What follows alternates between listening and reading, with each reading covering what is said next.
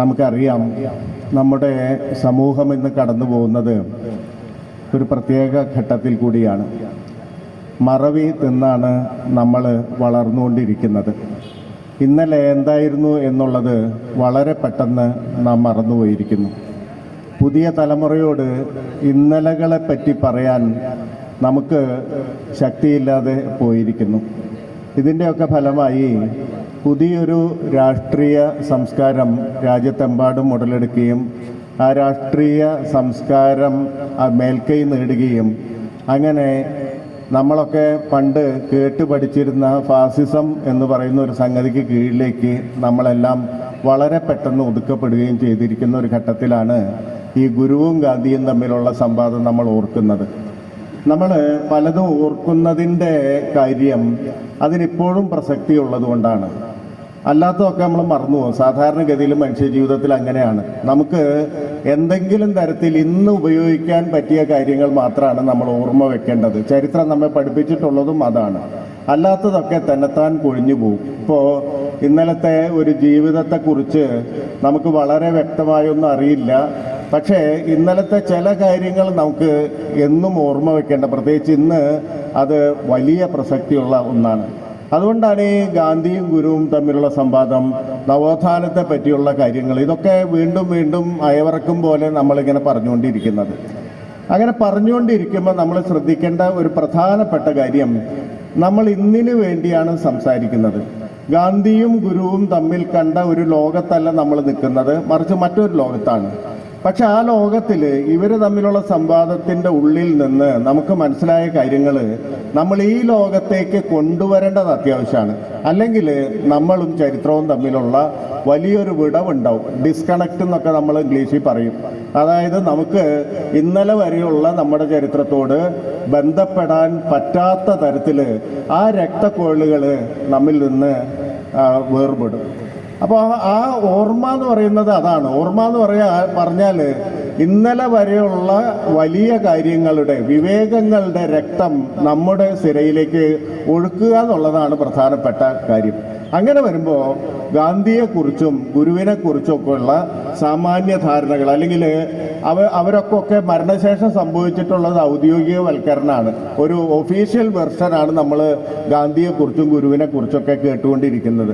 ഉദാഹരണമായിട്ട് നമ്മൾ ഗാന്ധിയുടെ ജീവിതം നോക്കുകയാണെങ്കിലും ഗുരുവിൻ്റെ ജീവിതം നോക്കുകയാണെങ്കിലും നമ്മൾ അത്ഭുതപ്പെട്ടു പോകും. ഇന്ന് നമുക്ക് പരിചയമുള്ള കാര്യങ്ങൾ വെച്ചിട്ട് അവരെ അളക്കാൻ ശ്രമിക്കുകയാണെങ്കിൽ നമ്മൾ അത്ഭുതപ്പെട്ടു പോകും. കാരണം നമ്മൾ നോക്കുമ്പോൾ ഗുരുവിനെ എല്ലാവരും അംഗീകരിച്ചിട്ടുണ്ട്.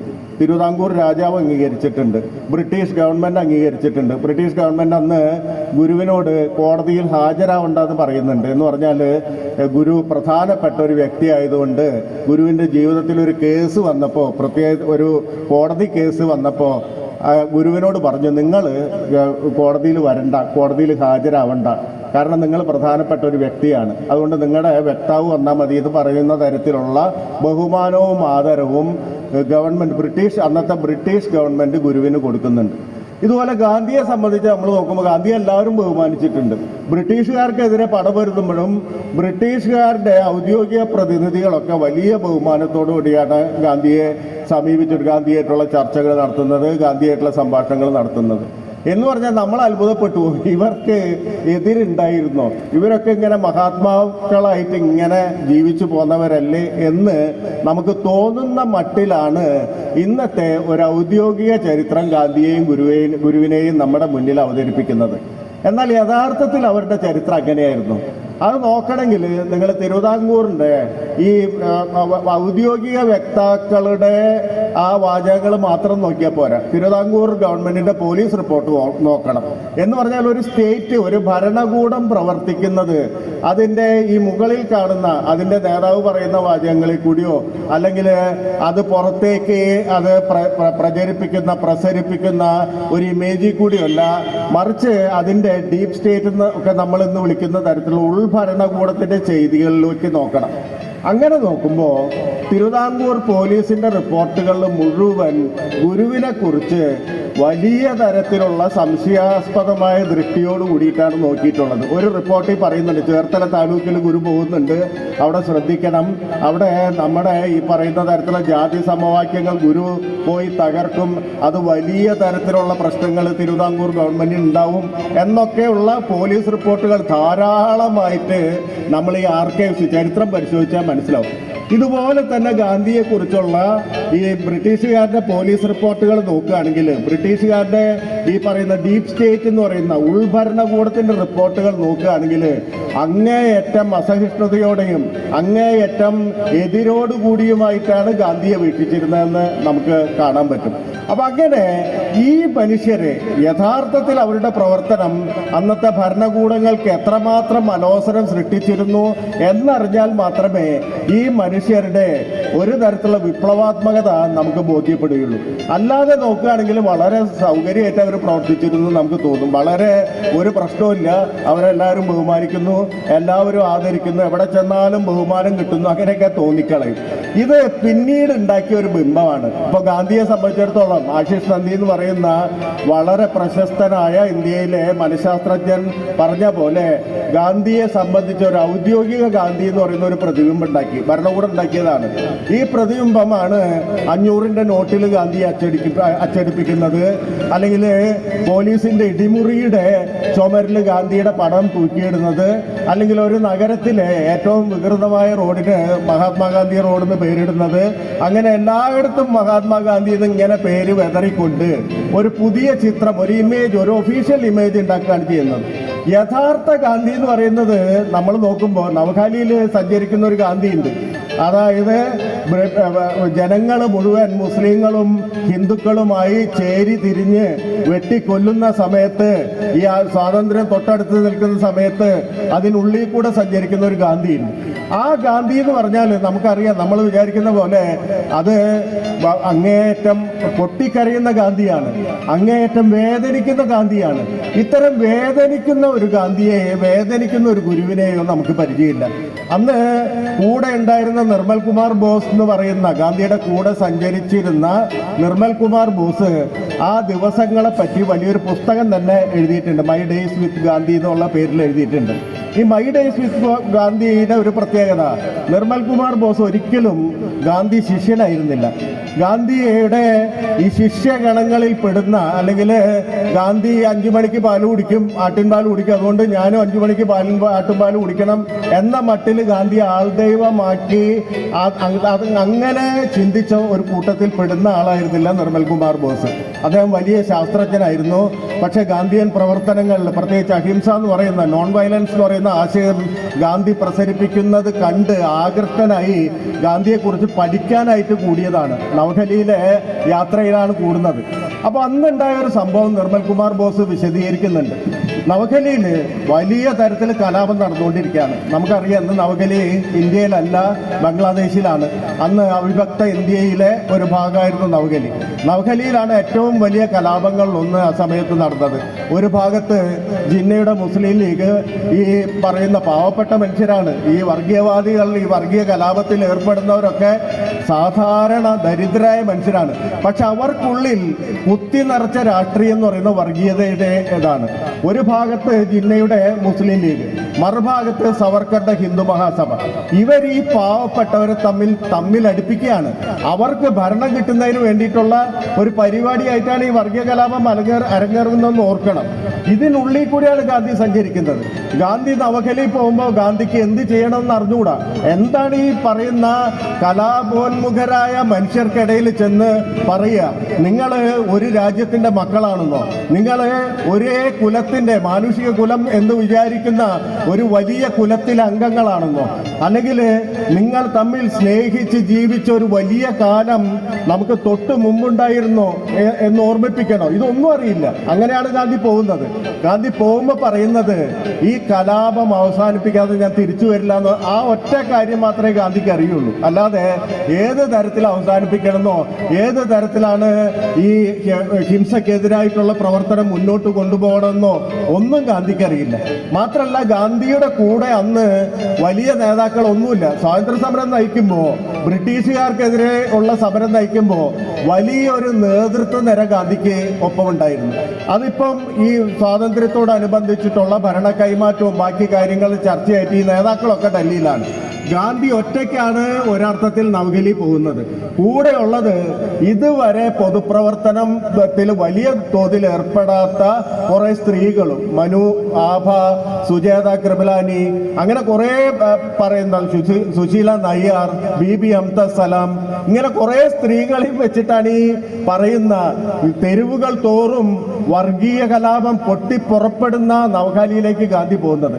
അന്ന് രാത്രിയിൽ, ഒരു പ്രത്യേക ദിവസം രാത്രിയിൽ ഉണ്ടായ സംഭവം നിർമ്മൽ കുമാർ ബോസ് അത് അനുസ്മരിക്കുന്നുണ്ട്. ഒരു രാത്രി ഈ താമസിക്കുന്ന കുടിലിൽ, ഒരു ചെറിയ കുടിലാണ് ഗാന്ധി അവിടെ താമസിക്കുന്നത്. നവഗലിയില് ശ്രീറാംപൂർ എന്ന് പറയുന്ന സ്ഥലത്ത് ഒരു പാട്ട കൊണ്ട് മേഞ്ഞ ഒരു ടിൻ ഷീറ്റ് അടിച്ച ഒരു ചെറിയ കുടിലാണ് ഗാന്ധി താമസിക്കുന്നത്. നിർമ്മൽ കുമാർ ബോസ് പറയുന്നുണ്ട്, ഒരു രാത്രി ഇതിൻ്റെ ഉള്ളിൽ നിന്ന് ഒരാൾ ഉച്ചത്തിൽ കരയുന്ന ശബ്ദം കേൾക്കുകയാണ്. അപ്പോ ഇതിന് തൊട്ടു മുമ്പ് ഗാന്ധിയുടെ വൈദ്യ എന്ന് വിളിക്കാവുന്ന, ഗാന്ധിയുടെ പേഴ്സണൽ ഡോക്ടർ എന്ന് വിളിക്കാവുന്ന സുശീല നയ്യാർ അതിൻ്റെ ഉള്ളിലേക്ക് കടന്നിട്ടുണ്ട്. വലിയ വാദപ്രതിവാദം രാത്രി ശബ്ദം കേൾക്കുന്നുണ്ട് പുറത്തേക്ക്. എന്താണ് പറയുന്നതെന്ന് വ്യക്തമാവുന്നില്ലെങ്കിലും അതിനുള്ളിൽ വലിയ വാദപ്രതിവാദങ്ങൾ നടത്തുന്നതായിട്ട് ഒരു സ്ത്രീയുടെ ശബ്ദവും കേൾക്കുന്നുണ്ട്, പുരുഷന്റെ ശബ്ദവും കേൾക്കുന്നുണ്ട്, ഗാന്ധിയുടെ ശബ്ദവും കേൾക്കുന്നുണ്ട്, സുശീല നയ്യാറിന്റെ ശബ്ദവും കേൾക്കുന്നുണ്ട്. പക്ഷെ എന്താണ് ഇവർ തമ്മിൽ പറയുന്നതെന്ന് കേൾക്കുന്നില്ല. ഇതിന്റെ അവസാനം ഒരു വലിയ ശബ്ദം കേട്ടു. നിർമ്മൽ കുമാർ ബോസിന് മനസ്സിലായി ആരോ മറ്റേ ആളെ അടിച്ചിട്ടുണ്ട്. സ്വാഭാവികമായും ഗാന്ധി ഈ സുശീല നയ്യാരെ അടിച്ചിട്ടുണ്ടാവണം. ഇതേ തുടർന്ന് ഗാന്ധിയുടെ പൊട്ടിക്കരച്ചിലാണ് കേൾക്കുന്നത്. വലിയ ശബ്ദത്തിലുള്ള പൊട്ടിക്കരച്ചിൽ കേൾക്കുന്നു. ആരും പോവാൻ മെനക്കെടുന്നില്ല. അപ്പൊ ഈ രംഗമെത്തിയപ്പോ, ഇത്രയും കേട്ടപ്പോ നിർമ്മൽ കുമാർ ബോസ് അവസാനം ധൈര്യം സംഭരിച്ച് ഈ കുടിലിന്റെ വാതിൽ തള്ളി തുറന്ന് ഉള്ളിൽ ചെല്ലുമ്പോ കാണുന്നത് ഗാന്ധി ഇങ്ങനെ തന്റെ കിടക്കയിൽ, നിലത്ത് വിരിച്ച കിടക്കയാണ്, കിടക്കയിൽ ഇരിക്കുന്നുണ്ട്. ഇങ്ങനെ ചുമരിൽ ചാരിയിട്ട് കണ്ണീരൊഴുക്കുന്നുണ്ട്. ഇങ്ങനെ വലിയ ഒരു ശബ്ദത്തിലുള്ള കരച്ചിലിന് ശേഷമുള്ള ഒരു ഇരിപ്പാണ് കാണുന്നത്. എന്താണ് സംഭവിച്ചതെന്ന് നിർമ്മൽ കുമാർ ബോസ് ചോദിച്ചില്ല, ആരും ചോദിച്ചില്ല. ചോദിക്കാനുള്ള ഒരു ധൈര്യമോ അല്ലെങ്കിൽ അത്തരത്തിലുള്ള ഒരു മുൻകൈ എടുക്കാനുള്ള ഒരു ശേഷിയോ ആ മനുഷ്യർക്ക് ഉണ്ടായില്ല. അതുകൊണ്ട് ചോദിച്ചില്ല.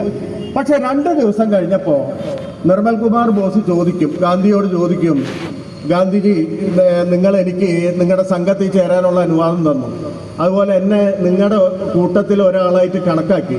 അതുകൊണ്ട് ആ ഒരു തന്നിട്ടുള്ള സ്വാതന്ത്ര്യത്തിന്റെ ബലത്തിലാണ് ഞാൻ ചോദിക്കുന്നത്, എന്താണ് അന്ന് സംഭവിച്ചതെന്ന് ചോദിക്കുമ്പോൾ ഗാന്ധി പറയും, യഥാർത്ഥത്തിൽ സംഭവിച്ചത് ഈ പറയുന്ന ഈ വർഗീയ കലാപം ശമിപ്പിക്കാനായി ഇതുവരെ ചെയ്ത പ്രവൃത്തിയൊന്നും പോരാ. ഞാൻ കാൽനടയായിട്ട് ഇവർക്കിടയിൽ ഇറങ്ങാൻ പോവാണ്. 1047 ഗ്രാമങ്ങളിലാണ് ഈ വർഗീയ കലാപം നടക്കുന്നതെന്ന് ഓർക്കണം. അവിടെ നടക്കാൻ പോവുകയാണ്. അതുകൊണ്ട് ഞാൻ കാൽനടയായി നടക്കാൻ പോകുന്നു എന്ന് പറഞ്ഞപ്പോൾ എൻ്റെ ഡോക്ടർ എന്നുള്ള നിലയിൽ സുശീല നയ്യാർ പറഞ്ഞു, ഒരിക്കലും ചെയ്യരുത്. കാരണം നിങ്ങൾക്ക് 78 വയസ്സായി. അന്നത്തെ 78 വയസ്സെന്ന് പറയുന്നത് ഇന്നത്തെ വയസ്സല്ല, ഇന്നത്തെ 78 അല്ല. ഇന്ന് 78 എന്ന് പറഞ്ഞാൽ ചെറുപ്പക്കാരാണ്.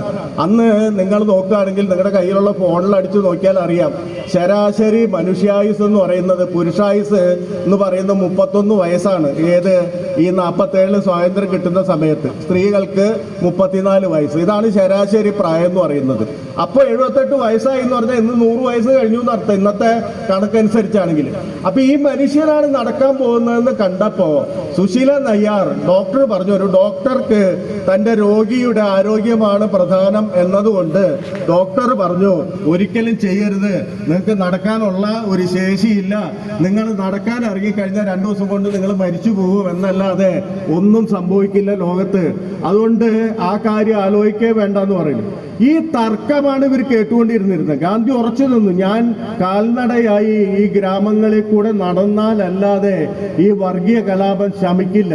അത്രയും കാലം ഈ മനുഷ്യര് തെരുവിൽ അങ്ങോട്ടും ഇങ്ങോട്ടും സഹോദരരായിട്ടുള്ള മനുഷ്യര് ഇന്നലെ വരെ ഒരേ ചരടിൽ, ഒരേ ചരിത്ര ചരിത്രത്തിന്റെ ചരടിൽ കോർത്തിണക്കപ്പെട്ട മനുഷ്യര് പരസ്പരം അങ്ങോട്ടും ഇങ്ങോട്ടും ഏറ്റുമുട്ടുന്ന ഇത് അവസാനിപ്പിക്കണം. ഇത് അവസാനിപ്പിച്ചില്ലെങ്കിൽ ഇന്ത്യ ഉണ്ടാവില്ല. ഇന്ത്യ എന്ന് പറയുന്ന സ്വാതന്ത്ര്യത്തിന്റെ വക്കത്തെത്തിക്കുകയാണ്. ഈ എത്രയോ വർഷം സമരം ചെയ്തിട്ടാണ്, എത്രയോ മനുഷ്യരുടെ ത്യാഗങ്ങൾക്കുള്ളിലൂടെയാണ് ഈ ഇന്ത്യ സ്വതന്ത്രമാവുന്നത്. അതുകൊണ്ട് ഇത് അവസാനിക്കണമെങ്കിൽ എൻ്റെ ഒരു വലിയ യാത്ര തന്നെ വേണ്ടി വരും എന്ന് വാദിക്കുകയാണ്. ഈ വാദപ്രതിവാദത്തിനൊടുവിൽ ഗാന്ധി തൻ്റെ സ്വന്തം തലയ്ക്ക് ആഞ്ഞടിക്കുകയാണ്. സ്വന്തം തലയ്ക്ക് സഹിക്കവയ്യാതെ അടിക്കുകയാണ്. ഈ ഒച്ചയാണ് കേട്ടത്, അല്ലാതെ സുശീലൻ അയ്യരെ അടിച്ചതല്ല. സ്വന്തം തലയ്ക്ക് ആഞ്ഞടിച്ച് കരയുന്ന ഗാന്ധിയെ, അതും ജീവിതത്തിന്റെ അവസാനം നമ്മൾ ഈ കാണുന്ന എല്ലാവരും ബഹുമാനിച്ച് മഹാത്മാവെന്ന് വിളിച്ച് ആദരിച്ചിരുന്ന ഈ മനുഷ്യൻ ചെയ്തിരുന്നത് അതാണെന്ന് നമ്മൾ ഓർക്കണം. ആ ഗാന്ധിയെ നമ്മൾ ഓർമ്മ വേണം. എന്ന് പറഞ്ഞാല് ഈ പറയുന്ന തരത്തില് എന്താണോ എൻ്റെ രാജ്യത്ത് നടക്കുന്നത് അത് മുഴുവൻ ബാധിക്കുന്ന തരത്തില് ആ ഒരു ഗാന്ധിയെ ആണ് നമ്മൾ മനസ്സിലാക്കേണ്ടത്. ഇതുപോലെ ശ്രീനാരായണ ഗുരുവിന്റെ ചരിത്രം നോക്കിയാൽ ഒരു പ്രത്യേക സന്ദർഭത്തിൽ സ്വന്തം ശിഷ്യർക്കിടയിൽ ഒറ്റപ്പെട്ട് ശ്രീലങ്കയിലേക്ക് ഒളിച്ചോടി പോകുന്നുണ്ട്. ഒളിച്ചോടിയല്ല, ശ്രീലങ്കയിലേക്ക് യാത്ര പോകുന്നുണ്ട്. ഞാൻ ഒരിക്കലും കേരളത്തിലേക്ക് തിരിച്ചു വരില്ല എന്ന് പറഞ്ഞ് പോവാണ്. അവിടുന്ന് പിന്നെ നടരാജഗുരു ഒക്കെ ചേർന്നിട്ടാണ് കൂട്ടിക്കൊണ്ടുവരുന്നത്. എന്ന് പറഞ്ഞാൽ അങ്ങേയറ്റം വലിയ തരത്തിലുള്ള സംഘർഷങ്ങളിലൂടെ കടന്നുപോയ മനുഷ്യരാണ് അവരെല്ലാം. അല്ലാതെ ആരെയും ഈ ലോകത്തേക്ക് കെട്ടിയിറക്കിയ മനുഷ്യരല്ല. മഹാത്മാവായിട്ട് കെട്ടിയിറക്കിയ നീ മഹാത്മാവായിട്ട് നീ ജനിക്ക്, നീ പറഞ്ഞ പോലെ ദിവ്യരായിട്ട് ജനിക്ക് എന്ന് പറഞ്ഞൊന്നുമല്ല.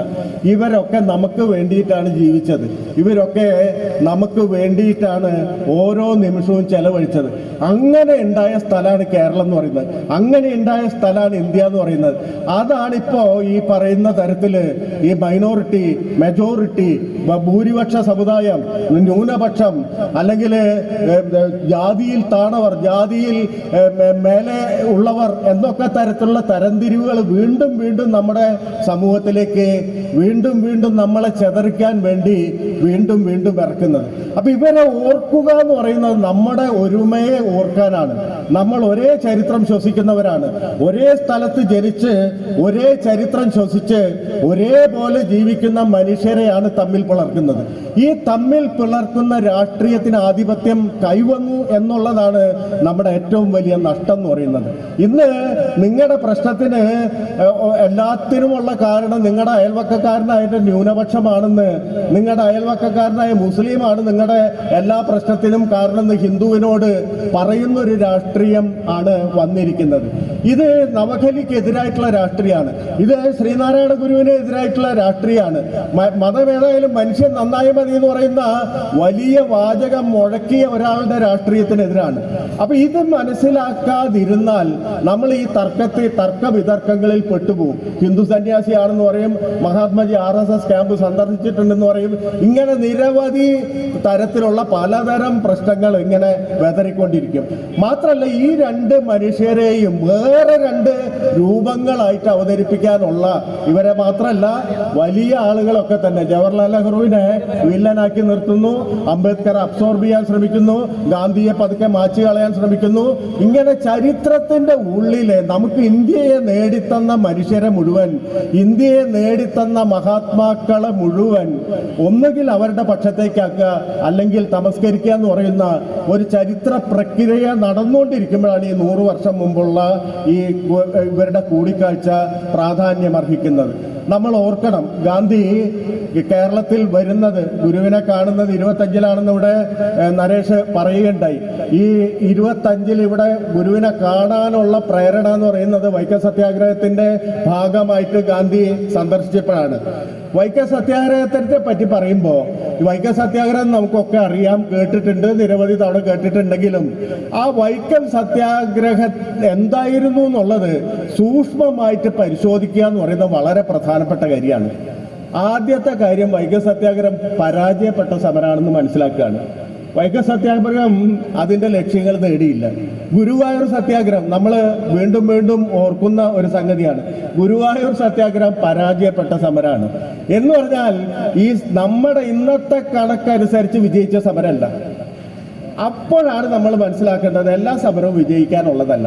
പക്ഷേ വിജയിച്ച സമരത്തെ അത് ഉണ്ടാക്കും.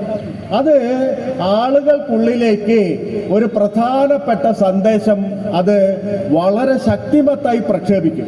ആ സന്ദേശം വീണ്ടും വീണ്ടും ആളുകൾക്കുള്ളിൽ പ്രവർത്തിക്കും, സംസ്കാരത്തിനുള്ളിൽ പ്രവർത്തിക്കും. അത് വലിയ തരത്തിലുള്ള സമരമായി പിന്നീട് വരും. അതുകൊണ്ടാണ് 1936 ക്ഷേത്രപ്രവേശനം സർ CP-ക്ക് പ്രഖ്യാപിക്കേണ്ടി വന്നത്. വൈക്കം സത്യാഗ്രഹം ഇല്ലായിരുന്നെങ്കിൽ, 24 വൈക്കം സത്യാഗ്രഹം നടക്കാതിരുന്നെങ്കിൽ ഇത് നടക്കില്ല. മാത്രമല്ല, വൈക്കം സത്യാഗ്രഹം നടന്നിരുന്ന കാലം എന്ന് പറയുന്നത് 600 ചില്ലാൻ ദിവസമാണ് സത്യാഗ്രഹം നടത്തിയത്. അല്ലാതെ അത് ഒരാഴ്ച സമരമോ 2 ആഴ്ച സമരമോ ഒന്നും ആയിരുന്നില്ല. 600-ൽ പരം ദിവസങ്ങളാണ് വൈക്കം സത്യാഗ്രഹം നടത്തിയത്. ഇത് ക്ഷേത്രപ്രവേശനത്തിന് വേണ്ടിയുള്ള സമരമായിരുന്നില്ല. നിങ്ങൾക്കറിയാം, ക്ഷേത്രത്തിന്റെ സമീപത്തുള്ള വഴിയിലൂടെ നടക്കാനുള്ള അവകാശത്തിന് വേണ്ടി നടത്തിയ സമരമാണ്. എന്ന് പറഞ്ഞാൽ വഴി നടപ്പ് സമരമായിരുന്നു വൈക്കം സത്യാഗ്രഹം, അല്ലാതെ ക്ഷേത്രപ്രവേശനത്തിന് വേണ്ടിയുള്ള സമരമല്ല. അപ്പൊ 603 ദിവസമോ 604 ദിവസമോ മറ്റോ ആണ് ഇത് സമരം മൊത്തം നടന്നത്. ഈ സമരം നടക്കുമ്പോൾ കേരളത്തില് ഏറ്റവും വലിയ വെള്ളപ്പൊക്കങ്ങളിൽ ഒന്ന് അരങ്ങേറിയായിരുന്നു. നമ്മൾ പറയും 99 വെള്ളപ്പൊക്കം. 2018 പ്രളയം വന്നപ്പോൾ അത് വീണ്ടും പലരും അനുസ്മരിച്ചു. അതായത് 99 വെള്ളപ്പൊക്കം. ഈ 99 എന്ന് പറയുന്നത് മലയാള വർഷമാണ്. അത് ഇംഗ്ലീഷ് വർഷത്തിലേക്ക് വിവർത്തനം ചെയ്താൽ നമുക്ക് 1924 കിട്ടും. ഈ 1924 വൈക്കം സത്യാഗ്രഹം നടക്കുമ്പോൾ ഒരു പ്രത്യേക ഘട്ടത്തിൽ ഈ പ്രളയം ഉണ്ടായപ്പോൾ അന്നാ നമുക്ക് സത്യാഗ്രഹം നിർത്താമെന്ന് പറഞ്ഞിട്ട് ഒരാളും തിരിച്ചു പോയില്ല. അന്ന് കഴുത്തിനൊപ്പം വെള്ളത്തിൽ നിന്നുകൊണ്ടാണ് ഈ സത്യാഗ്രഹികൾ അവിടെ സത്യാഗ്രഹം നടത്തിയതെന്ന് ഓർക്കണം. ചെറിയ സമരമായിരുന്നില്ല, വലിയ സമരമായിരുന്നു. ആ വലിയ സമരത്തിന്റെ പ്രത്യേകത മനസ്സിലാക്കണമെങ്കിൽ 2 മനുഷ്യരുടെ ജീവിതം മാത്രം ഓർത്താൽ മതി. ആ മനുഷ്യരൊക്കെ നമ്മൾ മറന്നുപോയി. അതാണ് നമ്മുടെ ഒരു വലിയ പ്രശ്നം എന്ന് പറയുന്നത്. ഈ ഫാസിസം വരുന്നത് അവരുടെ മാത്രം പ്രവർത്തനശേഷി കൊണ്ടല്ല, നമ്മുടെ മറവി കൂടിയാണ്. നമ്മൾ ഓരോന്നും മറക്കും. നമ്മൾ ഓരോ പ്രശ്നങ്ങളും ഇന്ത്യ ഉണ്ടായ കാലം തൊട്ടുള്ള എങ്ങനെയാണ് ഇന്ത്യ ഇങ്ങനെ നിലനിന്നത്, ഇത്രയധികം ഭാഷകൾ, ഇത്രയധികം മതങ്ങൾ, ഇത്രയധികം ആരാധനാ രീതികൾ, യൂറോപ്പിനൊന്നും സങ്കല്പിക്കാൻ പറ്റാത്ത ബഹുസ്വരമായിട്ടുള്ള രാഷ്ട്രമാണ് ഇന്ത്യ. 500 കിലോമീറ്റർ ഏത് ദിശയിൽ സഞ്ചരിച്ചാലും വേഷം മാറും, ഭാഷ മാറും, ഭക്ഷണം മാറും, എല്ലാം മാറും, ആരാധനാ രീതി മാറും. ഇങ്ങനെ ബഹുസ്വരമായൊരു ഇന്ത്യ ഒരു രാജ്യമായി എങ്ങനെ നിലകൊണ്ടു എന്നുള്ളതിൻ്റെ ചരിത്രം പരിശോധിക്കുമ്പോൾ നമുക്ക് ഈ സമരങ്ങളുടെ തീഷ്ണത ബോധ്യപ്പെടും. വൈക്കം സത്യാഗ്രഹം നടക്കുമ്പോൾ ഒരാൾ രാമനിളയത് എന്നാണ് അദ്ദേഹത്തിൻ്റെ പേര്. അദ്ദേഹം വൻകിട ജന്മിയായിരുന്നു. അന്നത്തെ കാലം അനുസരിച്ചാണെങ്കിൽ വലിയ ഭൂസ്വത്തുള്ള മനുഷ്യനായിരുന്നു. മൂവാറ്റുപുഴ ഭാഗത്താണ് ഇദ്ദേഹം. ആ കാലത്തെ ജന്മി കുടുംബത്തിൽ പിറന്ന ഒരാൾ എന്നുള്ള നിലയ്ക്ക് വിദ്യാഭ്യാസമൊക്കെ കിട്ടിയിരുന്നു. ആ വിദ്യാഭ്യാസം വെച്ച് ലോകകാര്യങ്ങളൊക്കെ അദ്ദേഹം പഠിച്ചിരുന്നു. അപ്പം അദ്ദേഹത്തിന് വൈക്കത്ത് സത്യാഗ്രഹം നടക്കുന്നുണ്ടെന്നുള്ള വിവരം കിട്ടുകയാണ്. അപ്പം അദ്ദേഹം പുതിയ ലോകത്തിനായി ആശിക്കുന്ന ഒരു മനസ്സിൻ്റെ ഉടമയായി തീർന്നിരുന്നു. ഇന്ത്യ മുഴുവൻ പലവിധ സമരങ്ങൾ നടക്കുകയാണ്. ഒരു സ്ഥലത്ത് ബ്രിട്ടീഷുകാർക്കെതിരെയുള്ള വലിയ സമരം നടക്കുന്നു. എന്ന് പറഞ്ഞാൽ 1919 ജാലിയൻവാലാബാഗ് സംഭവിച്ചതിന് ശേഷം ഗാന്ധി ഇന്ത്യൻ സ്വാതന്ത്ര്യ സമരത്തിൻ്റെ മുഖ്യധാരയിലേക്ക് വരുന്നു. അതുവരെ ഒരു ബ്രാഹ്മണ സമരമായിരുന്ന ഒരു സ്വാതന്ത്ര്യ സമരത്തെ ബഹുജന സമരമാക്കി മാറ്റുന്നു. ഖിലാഫത്ത് സംഭവിക്കുന്നു. മുസ്ലിങ്ങൾ ഹിന്ദുക്കളും ഒരുമിച്ച് സമരത്തിനിറങ്ങുന്നു. തീരവാസിയാവട്ടെ ആദിവാസിയാവട്ടെ എല്ലാ ജനവിഭാഗങ്ങളിലും സ്വാതന്ത്ര്യ സമരത്തിന്റെ സന്ദേശം എത്തുന്നു. അവരെല്ലാവരും ഒന്നിച്ച് സമരത്തിനിറങ്ങുന്നു. അങ്ങനെ ഇന്ത്യ മുഴുവൻ കലങ്ങി മറിഞ്ഞുകൊണ്ടിരിക്കുകയാണ്. തിരുവിതാംകൂറിലാവട്ടെ ജാതിവിരുദ്ധ സമരം പലതരത്തിൽ മുന്നോട്ട് പോയി വൈക്കം സത്യാഗ്രഹത്തിൽ എത്തിച്ചേർന്നിരിക്കുന്നു. വഴി നടപ്പ് എന്ന് പറയുന്നത് പൂച്ചയ്ക്കും പട്ടിക്കും വഴി നടക്കാം, മനുഷ്യർക്ക് വഴി നടക്കാൻ പറ്റില്ല എന്ന് പറയുന്നത് അനീതിയാണെന്ന് തിരിച്ചറിയുകയും അത് വിളിച്ചു പറയാനും ശക്തിയുള്ള മനുഷ്യരുണ്ടാവുന്നു. രാമനിളയതിന് ഇരിപ്പുറപ്പിച്ചില്ല, ഇരിപ്പുറച്ചില്ല. വലിയ ജന്മിയാണ്, ഒന്നും ചെയ്യേണ്ട, വീട്ടിലിരുന്നാൽ മതി, കസേരയിലിരുന്നാൽ മതി. അങ്ങനെയുള്ള മനുഷ്യൻ ഈ സമരത്തിന്റെ വാർത്ത കേട്ട് പുറപ്പെടുകയാണ്, വൈക്കത്തേക്ക് പുറപ്പെടുകയാണ്. വൈക്കത്തേക്ക് പുറപ്പെട്ട് അന്ന് ഈ പറഞ്ഞ പോലെ വലിയ മഴയാണ്, പ്രളയമാണ്. അദ്ദേഹം ചെന്ന് നോക്കുമ്പോൾ 2 സത്യാഗ്രഹികൾ ഇങ്ങനെ വെള്ളത്തിൻ്റെ ഉള്ളിൽ ഇറങ്ങി നിൽക്കുന്നുണ്ട്. ഈ സത്യാഗ്രഹം സമരം നടത്തുന്നുണ്ട്. അദ്ദേഹം ഇറങ്ങി അവിടെ ചെന്ന് നിന്നു, ഇവരൊപ്പം നിന്നു. കഷ്ടകാലം എന്ന് പറയട്ടെ, അന്നാണ് ഈ സവർണർ ഈ സത്യാഗ്രഹത്തെ നേരിടാൻ വേണ്ടി അടിച്ചൊതുക്കാൻ വേണ്ടി തീരുമാനിച്ചത്. അവർക്ക് കൈ കിട്ടിയ രാമനിളയതിനാണ്. രാമനിളയത് ഈ സത്യാഗ്രഹത്തിന് വേണ്ടി നിയോഗിച്ച ഒരാളല്ല, സ്വന്തം ഇഷ്ടത്തിൽ സത്യാഗ്രഹത്തിൽ വന്നു നിന്ന ആളാണ്. ഈ സത്യാഗ്രഹ സമിതിയായിട്ടൊന്നും യാതൊരു ബന്ധവുമില്ല. ഇദ്ദേഹം തൻ്റെ മനസ്സ് പറഞ്ഞതനുസരിച്ച് സമരത്തിൽ പങ്കെടുത്ത് ഇങ്ങനെ ഇറങ്ങി നിന്ന ആളാണ്. ആ ദിവസം കൈ കിട്ടിയത് സവർണർക്ക് പകരം വിട്ടാൻ കൈ കിട്ടിയ രാമനിളയതിനാണ്. 2 കണ്ണിലും ചുണ്ണാമ്പ് തേച്ച് പൊളിക്കുകയാണ്, കാഴ്ച നഷ്ടപ്പെടുകയാണ്. സമരം ചെയ്യാൻ വന്ന അന്ന് ആദ്യ ദിവസം 2 കണ്ണിൻ്റെ കാഴ്ച നഷ്ടപ്പെട്ടു. ആ മനുഷ്യൻ തിരിച്ചുപോയോ, അല്ലെങ്കിൽ പശ്ചാത്തപിച്ചോ, അല്ലെങ്കിൽ ഞാൻ ഈ സമരത്തിന് എന്ത് കഷ്ടകാലത്തിനാണ് ഇറങ്ങി പുറപ്പെട്ടതെന്ന് വീണ്ടും വീണ്ടും ഇങ്ങനെ അത് അനുസ്മരിച്ച് കരഞ്ഞോ? ഒന്നും ചെയ്തില്ല. അവിടെ സത്യാഗ്രഹ പന്തലിൽ കുറേ ചികിത്സയൊക്കെ നടത്തിയപ്പോൾ ചെറിയ തോതിൽ കാഴ്ച തിരിച്ചു കിട്ടി. തിരിച്ചുപോയി വീട്ടിലേക്ക്. തിരിച്ചു പോയിട്ട് സ്വന്തം സ്വത്ത് വിറ്റിട്ട് അവിടെ ഒരു സ്കൂൾ തുടങ്ങി. ആർക്ക് വേണ്ടി? ദളിതരായ വിദ്യാർത്ഥികൾക്ക് പഠിക്കാൻ വേണ്ടിയിട്ട്. ദളിത് വിദ്യാർത്ഥികൾക്ക് പഠിക്കാൻ വേണ്ടി ഒരു വിദ്യാലയം സ്വന്തം കയ്യിലെ പൈസ മുടക്കി സ്വന്തം ഭൂമി വിറ്റ് അവിടെ തുടങ്ങാണ്. അത് ഉദ്ഘാടനം ചെയ്യാൻ അയ്യങ്കാളിയെ തിരുവനന്തപുരത്ത് നിന്ന് കൊണ്ടുവരികയാണ്. അങ്ങനെ അയ്യങ്കാളി ഉദ്ഘാടനം ചെയ്ത ഈ സ്കൂളിൽ ചുറ്റുവട്ടത്തുള്ള ദളിത് വിദ്യാർത്ഥികളെ പഠിപ്പിക്കുകയാണ്. ഇതിങ്ങനെ തുടരുകയാണ്. തൻ്റെ ജീവിതം തന്നെ സമരമാണെന്ന് തിരിച്ചറിഞ്ഞ് അങ്ങനെ തുടരുകയാണ്. കുറേ കാലം കഴിഞ്ഞപ്പോൾ സ്വത്തൊക്കെ നശിച്ചുപോയി. ഈ സാമൂഹ്യ പ്രവർത്തനത്തിന് ഇറങ്ങി സ്വത്തൊക്കെ നശിച്ചുപോയി. അവസാനം വീടില്ലാതായി, ദരിദ്രനായി. ആ സമയത്ത് വിനോബ ഭാവെ ഭൂദാന പ്രസ്ഥാനം തുടങ്ങുന്നു. ഈ ജന്മിമാരിൽ നിന്നൊക്കെ ഭൂമി സംഭാവന വാങ്ങിയിട്ട് അവിടെ വീടില്ലാത്തവർക്ക്, ഭൂമിയില്ലാത്തവർക്ക് കുടിൽ കെട്ടിക്കൊടുക്കുന്നു. അങ്ങനെ ഒരു ചെറിയ കുടിൽ കെട്ടിയിട്ട് അതിൽ വന്ന് പാർക്കാണ്. നിലമ്പൂർ പോയിട്ട് രാമനിളയത് താമസിക്കുകയാണ്. പ്രസിദ്ധ സ്വാതന്ത്ര്യ സമര സേനാനിയായ കുറൂർ നീലകണ്ഠൻ നമ്പൂതിരിപ്പാട് അദ്ദേഹത്തിൻ്റെ ആത്മകഥയിൽ എഴുതിയിട്ടുണ്ട്. ഒരു ദിവസം തൃശ്ശൂർ പൂരപ്പറമ്പിൽ കൂടി വടക്കുന്നാഥൻ ക്ഷേത്ര മൈതാനിയിൽ കൂടെ നടക്കുമ്പോൾ ഒരു അജ്ഞാത ജഡം അവിടെ കിടക്കുന്നു. ആൾക്കാരൊക്കെ കൂടി നിൽക്കുന്നുണ്ട്. ആർക്കും മനസ്സിലാവുന്നില്ല ഇത് ആരുടെ ശവമാണെന്ന് മനസ്സിലാവുന്നില്ല. കുറൂർ നമ്പൂതിരിപ്പാട് ചെന്ന് നോക്കുമ്പോൾ രാമനിളയതാണ്. ഇങ്ങനെ മരിച്ചുപോയൊരു മനുഷ്യനെ നമ്മൾ ഓർക്കുന്നുണ്ടോ? അദ്ദേഹം എന്തിനാണ് ഇതൊക്കെ വിട്ട് ഈ സമരമാർഗത്തിലേക്ക് വന്നത്? എന്തിനു വേണ്ടിയിട്ടാണ് അദ്ദേഹം ജീവിച്ചത്? എന്തിനു വേണ്ടിയിട്ടാണ് ദരിദ്രനായത്? എന്തിനു വേണ്ടിയിട്ടാണ് ഇങ്ങനെ ഒരു അനാഥനായിട്ട് മരിച്ചു പോയത്? ഇത് ഓർത്തില്ലെങ്കിൽ നമ്മൾ കേരളീയരല്ല. ഇത് ഓർത്തില്ലെങ്കിൽ നമ്മൾ നമ്മുടെ ചരിത്രത്തിന് വെളിയിൽ നിൽക്കുന്ന ഒരാളാണ്, അകത്തുള്ള ഒരാളല്ല. ഇതേപോലെ തന്നെ ഒരാളാണ് ആമചാടി തേവൻ എന്ന് പറയുന്ന വൈക്കം സത്യാഗ്രഹത്തിൽ പങ്കെടുത്ത ദളിതൻ ആയിട്ടുള്ള ഒരാൾ. ഇതേപോലെ തന്നെ അദ്ദേഹം പൂത്തോട്ട എന്ന് പറയുന്ന ഗ്രാമത്തിലാണ് ജനിച്ചത്. ചെറുപ്പത്തിലെ അച്ഛനമ്മയൊക്കെ മരിച്ചുപോയി. അവിടുത്തെ ജന്മി കുടുംബത്തിൻ്റെ ഒരു സൗമനസ്യം കൊണ്ട് കുറച്ച് പഠിക്കാൻ കഴിഞ്ഞു. ഈ പഠിച്ചപ്പോൾ മനസ്സിലായി ഞാൻ ജീവിക്കുന്ന ചൂഷണം നിറഞ്ഞ ഒരു ലോകത്താണ്. ഈ പറയുന്ന തിരുവിതാംകൂർ മഹാരാജാവിൻ്റെ ഈ പറയുന്ന വലിയ തരത്തിലുള്ള ഔദാര്യങ്ങളും ഇങ്ങനെ മുഴങ്ങിക്കൊണ്ടിരിക്കുന്ന ലോകത്തിൻ്റെ ഉള്ളിൽ നോക്കിക്കഴിഞ്ഞാൽ ചൂഷണവും ദുരിതവും കഷ്ടപ്പാടും അല്ലാതെ മറ്റൊന്നുമില്ല. അത് തന്നെത്താൻ മാറില്ല. ഇതൊന്നും ദൈവഹിതമല്ല, ഇതൊക്കെ മനുഷ്യഹിതമാണ്.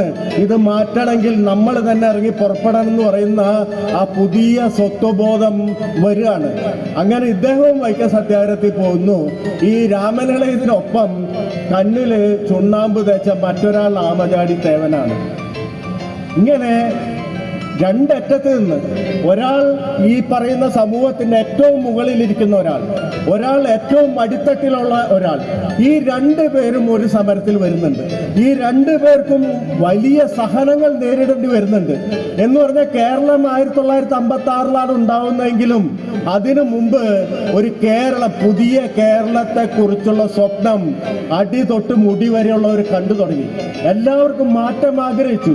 ആ മാറ്റം ആഗ്രഹിക്കണമെങ്കിൽ, ഈ മാറ്റം നടക്കണമെങ്കിൽ ജാതി എന്ന് പറയുന്ന സംഗതി പൊട്ടിച്ച് പുറത്തു വരണം. മതം എന്ന് പറയുന്ന സംഗതി പൊട്ടിച്ച് പുറത്തു വരണം. മനുഷ്യരാണ് നമ്മൾ എന്ന് പറയുന്ന ബോധത്തിലേക്ക് നമ്മളെല്ലാവരും ഉണരണം. ഈ കാര്യമാണ് കേരളത്തിൽ മുഴുവൻ നടന്നുകൊണ്ടിരുന്നത്. ഇതാണ് പുതു കേരളത്തെ ഉണ്ടാക്കിയത്. ഇതാണ് നവോത്ഥാനം എന്ന് പറയുന്നത്. നവോത്ഥാനത്തിന്റെ വിപ്ലവാത്മകത മാറ്റിക്കളഞ്ഞാൽ, വിപ്ലവാത്മകത ചോർത്തിക്കഴിഞ്ഞാൽ അത് വെറും എന്തോ തരത്തിലുള്ള ഈ പറയുന്ന പോലെ നമ്മൾ സ്കൂളിലൊക്കെ പഠിപ്പിക്കുന്ന പോലെ എന്തോ തരത്തിൽ ശ്രീനാരായണ ഗുരു എന്ന് പറയുന്ന ഒരു മഹാനായി ജനിച്ചു. ആ മഹാനായി ജനിച്ചത് കൊണ്ട് മഹത്തായ കാര്യങ്ങൾ പറഞ്ഞു, അതനുസരിക്കാൻ കുറെ കൂട്ടുണ്ടായി. അല്ലെങ്കിൽ അയ്യങ്കാളി എന്ന് പറയുന്ന ഒരാൾ വന്നു, അല്ലെങ്കിൽ അങ്ങനെ കുറെ നേതാക്കൾ മാത്രം ഉള്ള ഒരു സംഗതിയായി തീരും. അങ്ങനെയല്ല. അവർക്കൊപ്പം ഈ പറയുന്ന രാമനിളയന്മാരും ആമചാടി തേവന്മാരും നമുക്കറിയാത്ത ഒരുപാട് മനുഷ്യരുടെ ത്യാഗത്തിന് മുകളിലാണ് നമ്മുടെ മതേതരത്വം എന്ന് പറയുന്ന ഒരു ആശയം നമ്മുടെ അനുഭവമായത്. ഭരണഘടനയിൽ മതേതരത്വം ഉണ്ടെന്ന് പറഞ്ഞിട്ട് ഒരു പുസ്തകത്തിൽ എഴുതി വെച്ചു എന്ന് പറഞ്ഞിട്ട് ഒരാളും മതേതരാവില്ല. ലോകത്തൊരിടത്തും അങ്ങനെ ഏതെങ്കിലും തരത്തിലുള്ള ഡോക്ടറിൻ കൊണ്ട് നമ്മളെ ഏതെങ്കിലും തരത്തിലുള്ള മനുഷ്യരാക്കി തീർക്കാൻ പറ്റില്ല. മറിച്ച് അതിനൊരു അനുഭവ തലം വേണം. ആ അനുഭവ തലമായിരുന്നു വൈക്കം സത്യാഗ്രഹം എന്ന് പറയുന്ന വലിയ സമരം. ഇന്നത്തെ കണക്കനുസരിച്ച് പരാജയപ്പെട്ട സമരം. പക്ഷെ ആ പരാജയം എന്ന് പറയുന്നത് അത് ഭൗതികാർത്ഥത്തിൽ മാത്രമാണ്. സാംസ്കാരികാർത്ഥത്തിൽ അത് വലിയ വിജയമാണ്.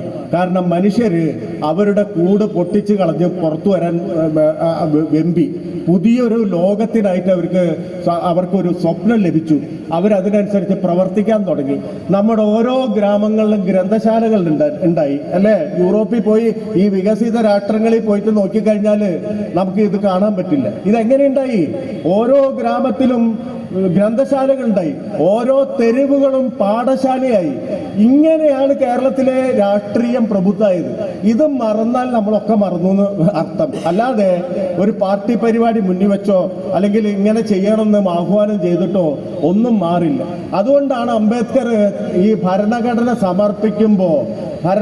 രാഷ്ട്രത്തിന് സമർപ്പിക്കുമ്പോൾ ഈ ഭരണഘടനാ അസംബ്ലിക്ക് മുമ്പിൽ ഒരു അന്തിമ പ്രഭാഷണം നടത്തുന്നുണ്ട്. പിരിച്ചുവിടുകയാണ് കോൺസ്റ്റിറ്റ്യൂവന്റ് അസംബ്ലി. ആ സമയത്ത് പ്രഭാഷണം നടത്തുമ്പോൾ അദ്ദേഹം പറഞ്ഞു, ഭരണഘടന നിലവിൽ വന്നു. ഇന്നലത്തെ പോലെയുള്ള ഒരു ഭരണമല്ല ഇനി ലോകത്ത് ഇന്ത്യയിൽ ഉണ്ടാവാൻ പോകുന്നത്. വേറൊരു ഭരണമാണ്. അത് ജനാധിപത്യമാണ്. ജനാധിപത്യത്തിൽ രാജാക്കന്മാരല്ല അല്ലെങ്കിൽ വൈദേശിക ശക്തികളല്ല നമ്മെ ഭരിക്കാൻ പോകുന്നത്, നമ്മൾ തന്നെയാണ്.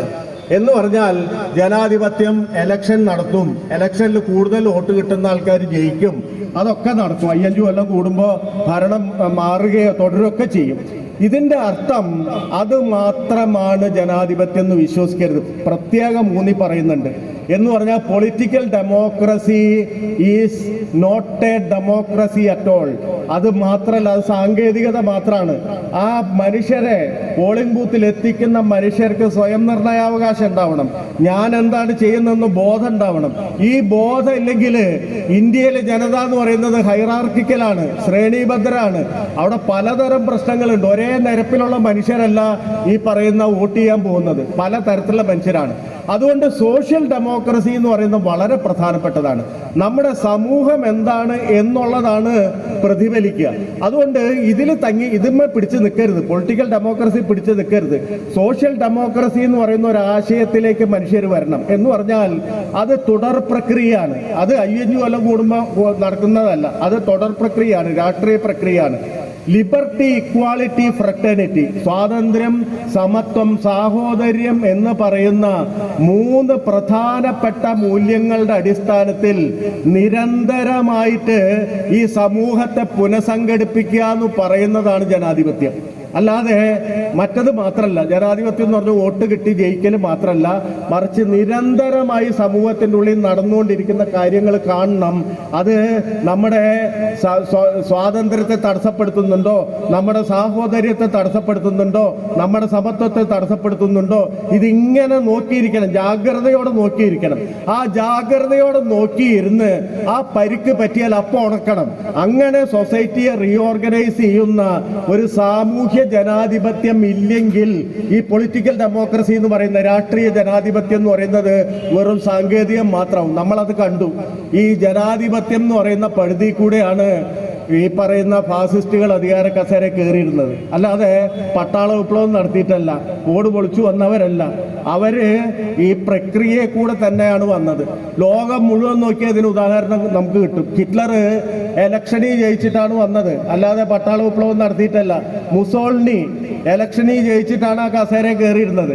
എന്ന് പറഞ്ഞാൽ സൊസൈറ്റി, സമൂഹത്തില് നമുക്ക് ഈ പറയുന്ന സ്വാതന്ത്ര്യത്തെക്കുറിച്ചും സമത്വത്തെക്കുറിച്ചും സാഹോദര്യത്തെക്കുറിച്ചും കുറിച്ചുള്ള ആലോചന നടന്നില്ലെങ്കിൽ ഫാസിസമല്ല, അതിനപ്പുറത്തുള്ള കാര്യം ഈ ഫ്രെയിമിൽ കൂടെ, പൊളിറ്റിക്കൽ ഡെമോക്രസിയുടെ ഫ്രെയിമിൽ കൂടെ കടന്നു വരും. ഈ പശ്ചാത്തലത്തിൽ വെച്ച് വേണം ഗാന്ധിയും ഗുരുവും തമ്മിൽ കാണുന്നത്. ഗാന്ധി 25 മാർച്ച് 12 ഇവിടെ അധ്യക്ഷൻ പറഞ്ഞ പോലെ 25 മാർച്ച് 12 1925 മാർച്ച് 12 ഗുരുവിനെ അവിടെ പോയി കാണുന്നത്, ഗുരുവിൻ്റെ വർക്കലയിൽ പോയിട്ട് കാണുന്നത്. അപ്പോൾ ഇവർ തമ്മിൽ കാണുന്നതിന് മുമ്പ് ഗാന്ധി ഒരു കാര്യത്തിൽ തുടക്കം മുതൽ അവസാനം വരെ ഒരേ നിലപാട് സ്വീകരിച്ചിട്ടുണ്ട്. അത് അസ്പൃശ്യത എന്ന് പറയുന്ന ആശയത്തിലാണ്. മനുഷ്യർ തമ്മിൽ തൊട്ടുകൂടായ്മ, മനുഷ്യർ തമ്മിലുള്ള അയിത്തം എന്ന് പറയുന്ന ഒരു പാപമായിട്ടാണ് ഗാന്ധി കണ്ടിട്ടുള്ളത്. അത് പ്രത്യേകം ശ്രദ്ധിക്കണം. പാപമായിട്ടാണ്, ക്രൈമായിട്ടല്ല. എന്ന് പറഞ്ഞാൽ ഗാന്ധി വിശ്വസിച്ചിരുന്നത് മതത്തിൻ്റെ ഒരു ധാർമ്മിക മൂല്യത്തിൽ ഒരുപാട് ഊന്നൽ കൊടുത്തിട്ടുള്ള ആളായിരുന്നു ഗാന്ധി. അതുകൊണ്ട് ഒരാൾക്ക് ഒരാൾ തൊടാൻ വയ്യ എന്ന് പറഞ്ഞാൽ, ഒരാൾക്ക് ഒരാൾ വൃത്തികെട്ട വസ്തു ആവുന്നു എന്ന് പറഞ്ഞാൽ അത് ദൈവത്തിനും മനുഷ്യനും എതിരെയുള്ള ഒരു വലിയ പാപമായിട്ടാണ് ഗാന്ധി കരുതിയിട്ടുള്ളത്. ഗാന്ധിയുടെ ജീവിതം നോക്കിക്കഴിഞ്ഞാൽ ഗാന്ധി ഇപ്പോൾ പ്രത്യേകിച്ച് ഒരു പുസ്തകം മാർക്സിനെ സംബന്ധിച്ച് പറയുകയാണെങ്കിൽ മാർക്സിസം എന്താണെന്ന് നമുക്ക് പറയാം. കാരണം ദാസ് ക്യാപിറ്റൽ വായിക്കാം, കമ്മ്യൂണിസ്റ്റ് മാനിഫെസ്റ്റോ വായിക്കാം, മാർക്സ് എഴുതിയിട്ടുള്ള നിരവധി പുസ്തകങ്ങൾ വായിക്കാം. അതിൽ കൂടെ മാർക്സ് മുന്നോട്ട് വെക്കുന്ന സിദ്ധാന്തം എന്താണെന്ന് മനസ്സിലാവും. ഗാന്ധിയെ സംബന്ധിച്ചിടത്തോളം അങ്ങനെ ഒരു സിദ്ധാന്തമൊന്നും പ്രത്യേക തരത്തിൽ അദ്ദേഹം ആവിഷ്കരിക്കാൻ ശ്രമിച്ചിട്ടില്ല. മറിച്ച് നിരന്തരമായിട്ട് അദ്ദേഹം സമൂഹത്തിനോട് സംസാരിച്ചു കൊണ്ടിരുന്നു. ആ സംസാരിക്കുന്നത് നോക്കിക്കഴിഞ്ഞാൽ പലപ്പോഴും ഗാന്ധിയുടെ പല ആശയങ്ങൾ കാലത്തിനനുസരിച്ച് മാറുന്നതാണ്. ഗാന്ധിയുടെ ജീവിതം തന്നെ അങ്ങനെയാണ്. ഗാന്ധി ഓരോ ഘട്ടവും മാറി മാറി മാറിയായിട്ടാണ് നമ്മൾ ഇന്നറിയുന്ന ഗാന്ധിയായിട്ട് തീരുന്നത്. അല്ലാതെ ഗാന്ധി ഒരു പ്രത്യേക ഇസത്തിന് വേണ്ടി നിലനിന്നിട്ട് അത് നടപ്പിലാക്കണം എന്ന രീതിയായിരുന്നില്ല ഗാന്ധി സ്വീകരിച്ചിരുന്നത്. അപ്പം അതുകൊണ്ട് ഗാന്ധി തന്നെ ഒരിക്കൽ പറയുന്നുണ്ട്, ഞാൻ ഒരേ കാര്യത്തെക്കുറിച്ച് രണ്ട് അഭിപ്രായങ്ങൾ, അത് രണ്ടും വിരുദ്ധമാണെങ്കിൽ നിങ്ങൾ എടുക്കേണ്ടത് അവസാനം പറഞ്ഞതാണ്. കാരണം ഞാൻ എത്തിച്ചേർന്നാണ്, ആദ്യം ഞാൻ എത്തിച്ചേർന്ന ആ സമയത്തിൽ നിന്ന് ഞാൻ മാറി. അത് മനുഷ്യ ജീവിതം നമ്മളൊക്കെ അങ്ങനെയാണ്. നമ്മൾ 10 വയസ്സിലെ വിചാരമല്ല നമുക്ക് 15 വയസ്സിലുണ്ടാവുക, അല്ലെങ്കിൽ 25 വയസ്സിൽ നമ്മുടെ ലോകവീക്ഷണം മാറും, 50 വയസ്സാകുമ്പോൾ വേറൊരു ലോകവീക്ഷണവും എന്ന് പറഞ്ഞാൽ മനുഷ്യന്റെ ഒരു വളർച്ചയുടെ രീതി തന്നെയാണ് ഗാന്ധിയുടെ ആശയത്തിന്റെ വളർച്ചയ്ക്ക് ഉണ്ടായിട്ടുള്ളത്. അതുകൊണ്ട് ഗാന്ധി പലതരത്തിലുള്ള അഭിപ്രായങ്ങൾ വിശ്വസിച്ചിരുന്ന ആളാണ്. അതൊക്കെ ഓരോ സന്ദർഭം വരുമ്പോൾ മാറ്റിക്കളയുകയും ചെയ്തിട്ടുണ്ട്. പക്ഷേ ഗാന്ധി നിരന്തരമായി ഒരു കാര്യത്തിൽ ഉറച്ചു നിന്നിരുന്നു. അത് അസ്പൃശ്യത എന്ന് പറയുന്നത്, തൊട്ടുകൂടായ്മ എന്ന് പറയുന്നത്, അയിത്തം എന്ന് പറയുന്ന മനുഷ്യവിരുദ്ധമാണെന്ന് പറയുന്ന, അത് മനുഷ്യവിരുദ്ധമാണ്, ധാർമ്മിക വിരുദ്ധമാണ്, ദൈവവിരുദ്ധമാണ് എന്ന് നിരന്തരം വിശ്വസിച്ചിരുന്ന ഒരാളായിരുന്നു ഗാന്ധി. അപ്പോൾ അതുകൊണ്ട് നമ്മൾ 1910 ഹിന്ദ് നോക്കിയാൽ അസ്പൃശ്യതയ്ക്കെതിരെയുള്ള നിലപാട് കാണാം. ഇടക്കാലത്ത് ഗാന്ധിയുടെ പ്രസ്താവനകൾ നോക്കിയാലും ആ അസ്പൃശ്യതയ്ക്കുള്ള നിലപാട് കാണാം. അവസാനം കാലത്തും അസ്പൃശ്യതയ്ക്കുള്ള വലിയ നിലപാട് ഗാന്ധി എടുത്തിട്ടുള്ളതായി കാണാം. എന്ന് പറഞ്ഞാൽ തുടർച്ചയായിട്ട് ഗാന്ധി ഒരു സംഗതി ഉയർത്തിപ്പിടിച്ചിട്ടുണ്ടെങ്കിൽ അത് അസ്പൃശ്യതയ്ക്കെതിരെയുള്ള, അൺടച്ചബിലിറ്റിക്കെതിരെയുള്ള നിലപാടാണ്. ഗുരുവിൻ്റെ ജീവിതം നോക്കുകയാണെങ്കിൽ നമുക്ക് തുടർച്ചയായിട്ട് കാണാൻ പറ്റുന്ന ഒരു കാര്യം എന്ന് പറയുന്നത് ഈ ജാതി വിരുദ്ധത എന്ന് പറയുന്ന ആശയമാണ്. തുടക്കത്തിൽ 1888 അരുവിപ്പുറം പ്രതിഷ്ഠ ഉണ്ടാവുന്നത്. അരുവിപ്പുറത്ത് ഒരു കല്ലെടുത്തു വെച്ചിട്ട് ഇത് ശിവന്റെ പ്രതിഷ്ഠയാണെന്ന് പറയാണ്. ഇത് പറയുമ്പോൾ നിനക്കത് നടത്താനുള്ള അവകാശം ഉണ്ടോ എന്നുള്ള ചോദ്യം വരുന്നു. അത് വലിയ ചർച്ചയാവുന്നു. അങ്ങനെ ഓരോ കാര്യത്തിലും ഈ ജാതി വിരുദ്ധത എന്ന് പറയുന്ന ഒരു ആശയമാണ് എപ്പോഴും മുന്നിൽ വെച്ചിട്ടുള്ളത്.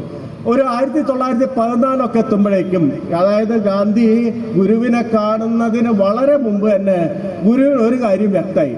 ഗുരു ആദ്യകാലത്ത് ജാതിക്കെതിരെയായിരുന്നു പറഞ്ഞിരുന്നത്. 1914 ആയപ്പോൾ 2 കവിതകൾ എഴുതി. ഒന്ന് ജാതി നിർമ്മാർജ്ജനം എന്ന് പറയുന്ന കവിതയാണ്, ഒന്ന് ജാതി ലക്ഷണം എന്ന് പറയുന്ന കവിതയാണ്. ഈ 2 കവിത നോക്കിക്കഴിഞ്ഞാലും അറിയാം, അതിൽ വലിയ തരത്തിലുള്ള ഒരു തരത്തിലുള്ള പ്രബുദ്ധതയിലേക്ക് ഗുരു ഉയരുന്നുണ്ട്. അത് ഇതാണ്, ജാതി എതിർക്കല്ല വേണ്ടത്, ജാതി ഇല്ല, ജാതി യഥാർത്ഥത്തിലില്ല. മനുഷ്യരും തമ്മിൽ എന്ത് വ്യത്യാസം? എല്ലാവർക്കും ഒരേ ചോരയാണ്. ഇനി ജാതി ഉണ്ടെങ്കിൽ തന്നെ അത് ആണും പെണ്ണുമാണ്. അല്ലാതെ വേറെ രണ്ട് ജാതിയില്ല എന്ന് പറഞ്ഞാൽ ജൈവികമായിട്ട് ജാതി അടയാളപ്പെടുത്തുകയാണ് ഗുരു ചെയ്തത്. അപ്പൊ ജാതി ഇല്ല എന്ന് പറയുന്ന ഒരർത്ഥത്തിൽ 1914 എത്തുമ്പോഴേക്കും ഗുരു എത്തുന്നുണ്ട്. അനിഹിലേഷൻ ഓഫ് കാസ്റ്റ് എന്ന് പറയുന്ന പിൽക്കാലത്ത് അംബേദ്കർ ഒക്കെ പറഞ്ഞ കാര്യം 1914 തന്നെ ഗുരു സ്വാംശീകരിച്ചിട്ടുണ്ട്. അപ്പൊ അങ്ങനെയുള്ള ഒരാളിലേക്കാണ് ഗാന്ധി എത്തുന്നത്, കാണാനെത്തുന്നത്. ഗാന്ധി വരുമ്പോൾ ഗാന്ധി അസ്പൃശ്യതക്കെതിരാണ്, തൊട്ടുകൂടായ്മയ്ക്കെതിരാണ്. പക്ഷെ അതേസമയം ജാതി എന്ന് പറയുന്ന ഒരു ആശയത്തിൽ ഗാന്ധി വിശ്വസിച്ചിരുന്നു. ആ കാലത്ത് ഗാന്ധിക്ക് ജാതിയെക്കുറിച്ച് ഒരർത്ഥത്തിൽ പോസിറ്റീവ് എന്ന് പറയുന്ന ചിന്താഗതിയാണ്. എന്ന് പറഞ്ഞാൽ മനുഷ്യർക്ക് തൊഴിൽ ചെയ്യാനുള്ള ഒരു പ്രത്യേക തരത്തിലുള്ള ഒരു സ്കൂളിംഗ് ആണ് ജാതി. ഇപ്പം ഒരു ജാതി പിറന്ന ഒരാൾക്ക്, ആശേരി എന്ന് പറയുന്ന ജാതി പിറന്ന ഒരാളുടെ മക്കൾക്ക് ആശേരി പണി ചെയ്യാം എന്ന് പറഞ്ഞാൽ ഒരു സ്കൂളിംഗ് അവിടെ നടക്കുന്നുണ്ട്. സ്കൂളിൽ പഠിപ്പിക്കുന്ന പോലെ ഒരു തൊഴിൽ സ്കൂളാണ് ജാതി എന്നാണ് വിശ്വസിച്ചിരുന്നത്. അതുകൊണ്ടാണ് ഗാന്ധിയെ ഒരു തവണ പോലീസ് അറസ്റ്റ് ചെയ്തിട്ട് കോടതി ജാതി ചോദിക്കുന്നുണ്ട്. എന്താ ജാതി എന്ന് ചോദിക്കുമ്പോൾ ഗാന്ധി പറയുന്നത് നെയ്ത്തും വിതയും എന്നാണ്. എന്ന് പറഞ്ഞാൽ തൊഴിലിന്റെ അടിസ്ഥാനത്തിൽ താൻ ബനിയാണെന്നല്ല പറയുന്നത്, മറിച്ച് എൻ്റെ തൊഴിൽ നെയ്ത്താണ്, എൻ്റെ കുലത്തിന്റെ തൊഴിൽ എന്ന് പറഞ്ഞാൽ നെയ്ത്തും വിതയുമാണ്, കർഷകരുമാണ്. അപ്പൊ അതുകൊണ്ട് നെയ്ത്തും വിതയും എന്നാണ് പറയുന്നത്. അപ്പൊ ഗാന്ധി വിശ്വസിച്ചിരുന്നത് ജാതി വലിയ കുഴപ്പമില്ല, പക്ഷെ ജാതികൾ തമ്മിലുള്ള ഉച്ചനീചത്താണ് പ്രശ്നം. ഒരു ജാതി മറ്റേ ജാതിയേക്കാൾ വലുതാണെന്ന് പറഞ്ഞ ബോധമാണ് പ്രശ്നം. അതുകൊണ്ട് ആ ബോധം എടുത്തു കഴിഞ്ഞാൽ എല്ലാ ജാതിയും ഒരേ നിരപ്പിലാവും. അതുകൊണ്ട് വ്യത്യസ്ത ജാതി ആയാലും പ്രശ്നമില്ല. എന്ന് പറഞ്ഞാൽ ജാതിയെ എതിർക്കേണ്ട കാര്യമില്ല, എതിർക്കേണ്ടത് അസ്പൃശ്യതയാണെന്ന് പറയുന്ന നിലപാടുമായിട്ടാണ് ഗാന്ധി കാണാനെത്തുന്നത്. അതുകൊണ്ട് തന്നെ ഗാന്ധി തുടക്കത്തിലെ ഈ കാര്യമാണ് ചോദിക്കുന്നത്. ഹിന്ദുമതം മോക്ഷപ്രാപ്തിക്ക് വലിയ വഴികൾ പ്രദാനം ചെയ്യുന്നുണ്ടെന്ന് ഗുരുവിന് വിശ്വാസമില്ലേ എന്ന് ചോദിക്കുന്നുണ്ട്. ഗുരു പറയുന്ന മറ്റു മതങ്ങളിലും അതുണ്ടല്ലോ എന്നാണ്. ഗുരു അതിനെ പുറത്തുപോയി. ഗുരുവിന് മതവും ജാതി എന്നൊക്കെ പറഞ്ഞ് ഇല്ലാത്ത കാര്യമാണ് മനസ്സിലായി. അതുകൊണ്ട് ഗാന്ധി പറയുന്ന ഓരോന്നിനും അതേപടിയല്ല ഗുരു മറുപടി പറയുന്നത്. എന്നാൽ അത് തർക്കമല്ല, അല്ലെങ്കിൽ ഇന്നത്തെ TV ചർച്ച പോലെ പരസ്പരം തോൽപ്പിക്കാനുള്ള വെമ്പലല്ല അതിലുള്ളത്. ഗുരു തന്നെ പറഞ്ഞ പോലെ അറിയിക്കാനുള്ള ഒരു സംവാദം എന്ന് പറയുന്ന ഒരു സംഗതിയാണ്. അപ്പൊ അതുകൊണ്ട് ആ സംവാദം നമ്മൾ ശ്രദ്ധിച്ചു വായിക്കണം. കാരണം ഇവർ രണ്ടുപേരും ഇല്ലായിരുന്നെങ്കിൽ നമ്മുടെ ജീവിതം ഇരുണ്ടുപോയല്ലേ. ആ രണ്ടുപേരും തമ്മിൽ സൂക്ഷ്മമായ അഭിപ്രായ വ്യത്യാസം ഉണ്ട്. ഇതാണ് എല്ലാ അഭിപ്രായ വ്യത്യാസവും എതിരല്ല, എല്ലാ അഭിപ്രായ വ്യത്യാസവും ശത്രുതയല്ല.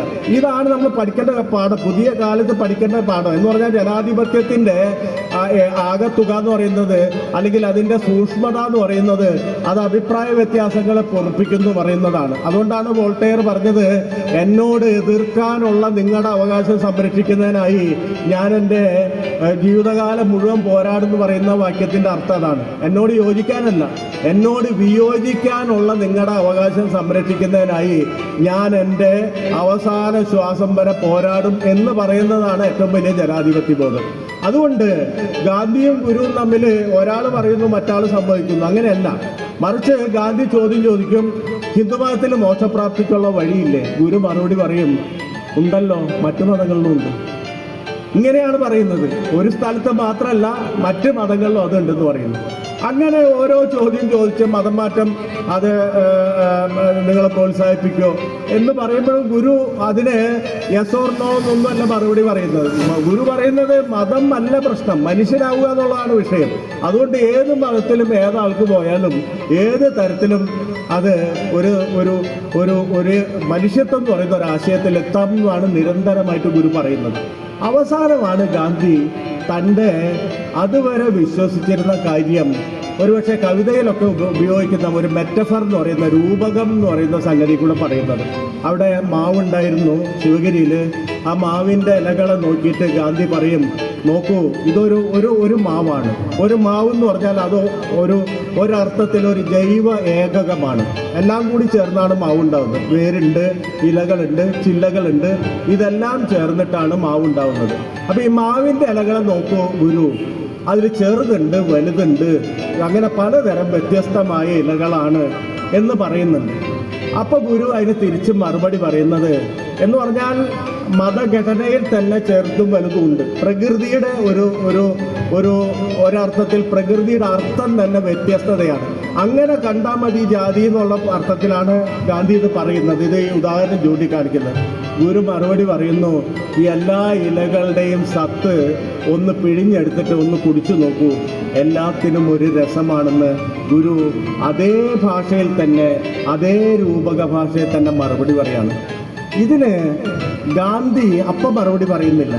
പക്ഷെ പിൽക്കാലത്ത് ഗാന്ധിയുടെ ചരിത്രം നോക്കിക്കഴിഞ്ഞാൽ മനസ്സിലാവും ഗാന്ധി അത് എത്ര ആഴത്തിൽ ഉൾക്കൊണ്ടു. പിന്നീട് ഗാന്ധിയുടെ ഓരോ തരത്തിലുള്ള രാഷ്ട്രീയമായിട്ടുള്ള മുന്നേറ്റവും ജാതിയിൽ വിശ്വസിച്ചിരുന്ന ഒരാളിൽ നിന്ന് ജാതിയിൽ അർത്ഥമില്ല എന്ന് പറയുന്ന തിരിച്ചറിവിലേക്കുള്ള യാത്രയായിരുന്നു എന്ന് നമുക്ക് മനസ്സിലാക്കാം.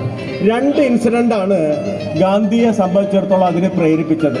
ഒന്ന് ഗുരുവുമായിട്ടുള്ള കൂടിക്കാഴ്ച, രണ്ടാമത്തത് 1930കളിൽ അംബേദ്കർ ആയിട്ടുള്ള സംവാദം. അത് വലിയ ചരിത്രത്തിലെ ഒരു വലിയ വിഷയമായതുകൊണ്ട് ഇപ്പോഴും വിവാദമായി നിൽക്കുന്നതുകൊണ്ട് അതിനുള്ളിലേക്ക് ഞാൻ പ്രവേശിക്കുന്നില്ല. മറിച്ച് നമ്മൾ മനസ്സിലാക്കേണ്ടത് 2 വലിയ മനുഷ്യർ തമ്മിൽ സംവാദം നടത്തിയാൽ ആ സംവാദം എന്ന് പറയുന്ന ഒരാളെ തോൽപ്പിക്കാൻ വേണ്ടിയിട്ടല്ല. അതാണ് നമ്മൾ മനസ്സിലാക്കേണ്ട പ്രധാനപ്പെട്ട കാര്യം. ഗാന്ധിയും ടാഗോറും തമ്മിൽ വലിയ അഭിപ്രായ വ്യത്യാസമുണ്ട്. ഗാന്ധിയും ജവഹർലാൽ നെഹ്റുവും തമ്മിൽ വലിയ അഭിപ്രായ വ്യത്യാസങ്ങൾ ഉണ്ടായിട്ടുണ്ട്. ഗാന്ധിയും നെഹ്റുവും തമ്മിൽ വലിയ അഭിപ്രായ വ്യത്യാസങ്ങൾ ഉണ്ടായിട്ടുണ്ട്. ഗാന്ധിയും സുഭാഷ് ചന്ദ്രബോസും തമ്മിൽ നിരവധി അഭിപ്രായ വ്യത്യാസങ്ങൾ ഉണ്ടായിട്ടുണ്ട്. ഈ അഭിപ്രായ വ്യത്യാസങ്ങളൊക്കെ ഒരു നല്ല ഇന്ത്യയെ ചൊല്ലിയുള്ള വ്യത്യസ്തമായ വഴികളാണ്. ആ അഭിപ്രായ വ്യത്യാസമല്ല ഗാന്ധിയും വി.ഡി. സവർക്കറും തമ്മിലുള്ള അഭിപ്രായ വ്യത്യാസം. അതാണ് വ്യത്യാസം നമ്മൾ മനസ്സിലാക്കേണ്ടത്. എന്ന് പറഞ്ഞാൽ ഡെമോക്രസിയിൽ വിശ്വസിക്കുന്ന, രാജ്യ പുരോഗതിയിൽ വിശ്വസിക്കുന്ന, രാജ്യത്തെ സമൂഹം കുറെ കൂടി നന്നാവണമെന്ന് വിശ്വസിക്കുന്ന മനുഷ്യർക്ക് അവരുടെ അഭിപ്രായങ്ങൾ തമ്മിൽ വ്യത്യാസം ഉണ്ടായാൽ അതിനെ ഇക്വേറ്റ് ചെയ്യേണ്ടത്, അതിനെ സമീകരിക്കേണ്ടത് ജനശത്രുക്കളോടല്ല. സവർക്കർ ഇന്ത്യയെ ഹിന്ദു രാഷ്ട്രമായിട്ട് മാറ്റിയെടുക്കാനാണ് അന്ന് മുതൽ ശ്രമിച്ചുകൊണ്ടിരുന്നത്. നമുക്കറിയാം 1925 RSS രൂപീകരിക്കുന്നത് സവർക്കറിൻ്റെ 23-ൽ ഇറങ്ങിയ ഹിന്ദുത്വ എന്ന് പറയുന്ന പുസ്തകത്തിൻ്റെ അടിസ്ഥാനത്തിലാണ്. അത് അന്ന് മുതൽ ഇന്ന് വരെ അവരുടെ പൊളിറ്റിക്കൽ സ്റ്റാൻഡിൽ യാതൊരു വ്യത്യാസവും ഉണ്ടായിട്ടില്ല. അന്ന് മുതൽ ഇന്ന് വരെ ഇന്ത്യയിൽ ഒരേ സമയത്ത് ജനിച്ച നമ്മളുടെ അയൽക്കാരായിട്ടുള്ള മനുഷ്യരെ, ഒരേ അവകാശങ്ങളുള്ള മനുഷ്യരെ തമ്മിൽ തല്ലിച്ച് ഹിന്ദുരാഷ്ട്രമാക്കുക എന്ന് പറയുന്ന ഒരു സംഗതിയാണ് അന്ന് മുതൽ മുന്നോട്ട് വെച്ചത്. അതുകൊണ്ട് ഗാന്ധിയും മറ്റുള്ളവരും തമ്മിലുള്ള അഭിപ്രായ വ്യത്യാസത്തെ ഗാന്ധിയും സവർക്കറും തമ്മിലുള്ള വ്യത്യാസമായിട്ട് കൂട്ടി വായിക്കരുത്. അതുകൊണ്ടാണ് സ്വാതന്ത്ര്യം കിട്ടിയിട്ട് നമ്മൾ ആലോചിക്കണം, സ്വാതന്ത്ര്യം കിട്ടിയിട്ട് 169 ദിവസം മാത്രമേ ഇന്ത്യയിൽ ഗാന്ധി ജീവിച്ചിരുന്നുള്ളൂ. ആര് കൊന്നു? ബ്രിട്ടീഷുകാരാണോ കൊന്നത്? ബ്രിട്ടീഷുകാരാണോ കൊന്നത്? ജീവിതം മുഴുവൻ പടപൊരുതിക്കൊണ്ടിരുന്ന ബ്രിട്ടീഷുകാരല്ല ഇന്ത്യയെ ഈ ഗാന്ധിയെ കൊന്നത്. സ്വതന്ത്ര ഇന്ത്യയിൽ താൻ പോരാടി നേടിയ പ്രധാനപ്പെട്ട പോരാട്ടം എന്ന് പറയുന്ന ആ വലിയ പ്രോസസ്സിൽ കൂടെ ഒരു രാജ്യം സ്വതന്ത്രമായപ്പോൾ ആ രാജ്യത്ത് 169 ദിവസം മാത്രമേ അദ്ദേഹത്തെ ഇരിക്കാൻ അനുവദിച്ചുള്ളൂ. ആ കാര്യമാണ് നമ്മൾ ഇന്ന് ഓർക്കേണ്ടത്. ആ മനുഷ്യനെ കൊന്നത് ആരാണെന്ന് ചോദിച്ചാൽ അത് ഇന്ത്യക്കാരായിരുന്നു, അത് ഹിന്ദു ഫാസിസ്റ്റുകളായിരുന്നു എന്ന് പറയുന്ന വളരെ ലളിതമായ ചരിത്ര സത്യത്തിലെത്തും.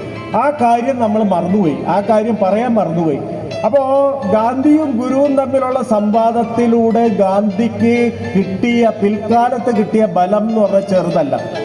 ഗാന്ധി ഒരു ആത്മീയ സമരമായിട്ടാണ് ജാതി വിരുദ്ധ സമരത്തെ വിചാരിച്ചിരുന്നത്. എന്ന് പറഞ്ഞാൽ അതിനു മുമ്പ് ഒരുപാട് മനുഷ്യർ ജാതിക്കെതിരെ പൊരുതിയിട്ടുണ്ട്. ഭക്തി പ്രസ്ഥാനത്തിലെ കവികൾ മുഴുവൻ പൊരുതിയിട്ടുണ്ട്. ബസവണ്ണ പോലെ വലിയ കവി ഈ ജാതിക്കെതിരെ സംസാരിച്ചിട്ടുണ്ട്. ലാൽ ദത്ത് പോലെയുള്ള കവി സംസാരിച്ചിട്ടുണ്ട്, കബീർ സംസാരിച്ചിട്ടുണ്ട്, തുക്കാറാം സംസാരിച്ചിട്ടുണ്ട്. പക്ഷെ ഇവരൊക്കെ ഇതൊരു ആത്മീയ പ്രശ്നമായിട്ടാണ് കണക്കാക്കിയത്. ജാതി എന്ന് പറയുന്നത് ആത്മശുദ്ധീകരണത്തിലൂടെ മറികടക്കാൻ പറ്റുന്ന ഒന്നായിട്ടാണ് ഇവരൊക്കെ മനസ്സിലാക്കിയത്. ഗാന്ധിയും ആ കൂട്ടത്തിലായിരുന്നു. അതല്ല, ഇതിനൊരു ഭൗതിക സമരരൂപം കൂടി ആവശ്യമാണെന്ന് പറയുന്ന തെളിച്ചത്തിലേക്ക് ഗാന്ധിയെ കൊണ്ടുപോയ ആദ്യ സംഭാഷണമാണ് 25-ല് നമ്മൾ ഈ പറയുന്ന, ഒരു പക്ഷേ ജീവിതത്തിൽ ഒരു 100 കിലോമീറ്റർ ചുറ്റളവ് മാത്രം 100-150 അല്ലെങ്കിൽ 500 കിലോമീറ്റർ ചുറ്റളവ് മാത്രം സഞ്ചരിച്ചിരുന്ന ഈ ഗുരുവിൽ നിന്ന് ഗാന്ധിക്ക് കിട്ടുന്നത് അത് വളരെ പ്രധാനപ്പെട്ട ഒരു മാറ്റമായിട്ട് മനസ്സിലാക്കണം. എന്ന് പറഞ്ഞാൽ വലിയ പ്രബുദ്ധത ഗാന്ധിക്ക് കൊടുത്തു. ആ ഗാന്ധിയിലൂടെ ഇന്ത്യൻ സ്വാതന്ത്ര്യ സമരത്തിൽ ആ പ്രബുദ്ധത എത്തുന്നു. അത് ഇന്ത്യയുടെ ആത്മാവിൽ അലിഞ്ഞു ചേരുന്നു. ഇന്ത്യ എന്ന് പറയുന്ന ഒരു സങ്കല്പം അങ്ങനെ ഉണ്ടാവുന്നു. നമ്മളിപ്പോൾ വടക്ക് കിഴക്കൻ സംസ്ഥാനങ്ങളിൽ പോയാൽ അവരെ കാണുന്ന മനുഷ്യർ നമ്മളായിട്ട് യാതൊരു സാദൃശ്യമുള്ള മനുഷ്യരല്ല. നമ്മൾ കഴിക്കുന്നത് വേറെ, അവർ കഴിക്കുന്നത് വേറെ. നമ്മുടെ ഭാഷ അവർക്ക് മനസ്സിലാവില്ല, അവരുടെ ഭാഷ നമുക്കും മനസ്സിലാവില്ല. അല്ലെങ്കിൽ അവരുടെ ആരാധനാ രീതി വേറെ, നമ്മുടെ ആരാധനാ രീതി വേറെ. അവർ വിശ്വസിക്കുന്ന പ്രമാണങ്ങൾ വേറെ, നമ്മൾ വിശ്വസിക്കുന്ന പ്രമാണങ്ങൾ വേറെ. പക്ഷെ നമ്മളൊരു രാജ്യത്തിലാണ് എന്ന് പറയുന്ന മട്ടിൽ ആഴത്തിലെ മനുഷ്യത്വത്തിൻ്റെ വേരുകളെ പിടിപ്പിക്കാൻ ഈ പറയുന്ന മനുഷ്യർക്കൊക്കെ കഴിഞ്ഞു. ആ വേരാണെന്ന് വെട്ടിമാറ്റുന്നത്. ആ വേര് വെട്ടിമാറ്റിയാൽ സമൂഹം ഉണങ്ങും. സമൂഹം ഉണങ്ങിക്കഴിഞ്ഞാൽ നമ്മൾ ഇവിടെ ഡെമോക്രസി ആണല്ലോ, ഇവിടെ ഫാസിസ്റ്റ് ഭരണക്രമം അല്ലല്ലോ, ഇവിടെ തെരഞ്ഞെടുപ്പില്ലേ എന്നൊക്കെ വിശ്വസിച്ച് നമുക്ക് ഇരിക്കാമെന്ന് മാത്രം. അതുകൊണ്ട് ഫാസിസത്തിനെതിരെയുള്ള പോരാട്ടം എന്ന് പറയുന്നത് കുന്ദേര ഈ അടുത്ത കാലത്ത് ഭരിച്ച മിലാൻ കുന്ദേര എന്ന് പറയുന്ന എഴുത്തുകാരൻ പറഞ്ഞ പോലെ മറവിക്കെതിരെയുള്ള ഓർമ്മയുടെ പോരാട്ടമാണ്. ആ ഓർമ്മയുടെ പോരാട്ടമാണ് യഥാർത്ഥത്തിൽ ഇത്തരം ചെറിയ ചെറിയ സമ്മേളനങ്ങളിലൂടെ നിർവഹിച്ചുകൊണ്ടിരിക്കുന്നത് എന്ന് മാത്രം പറഞ്ഞ് ഞാൻ നിർത്തുന്നു.